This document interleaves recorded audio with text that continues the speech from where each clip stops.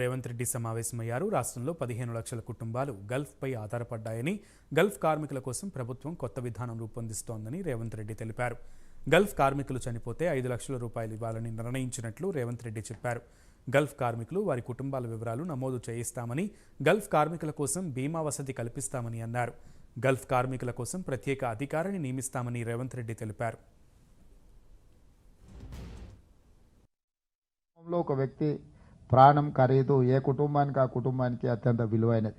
పక్క వాళ్ళకు ఆ ప్రాణాల పట్ల విలువ ఉందా లేదా అని చర్చ నేను చేయను. కానీ అందుకే తప్పకుండా ప్రతి ఒక్కరికి ఎవరికి ప్రమాదం వల్ల ఏది జరిగినా 5 లక్షల రూపాయలు ఇవ్వాలన్న ఆలోచన ఆల్రెడీ నిర్ణయం తీసుకున్నాం.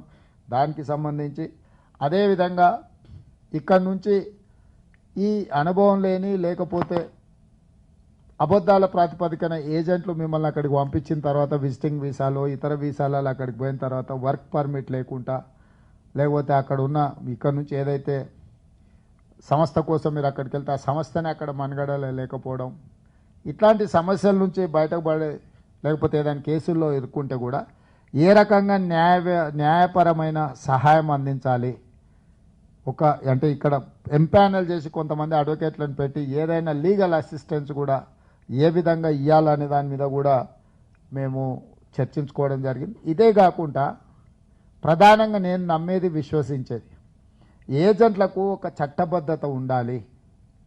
రాష్ట్ర ప్రభుత్వం గుర్తింపు కార్డు ఉన్నవాడే ఏజెంటు. అతను ఎక్కడ ఏ వ్యవస్థలతో ఏ సంస్థలతో మాట్లాడుతుండో ఆ యొక్క సంస్థల యొక్క వివరాలు కూడా ప్రభుత్వం దగ్గర నమోదు చేయించే విధంగా చర్యలు తీసుకోవాలని మేము చర్చించుకున్నాం.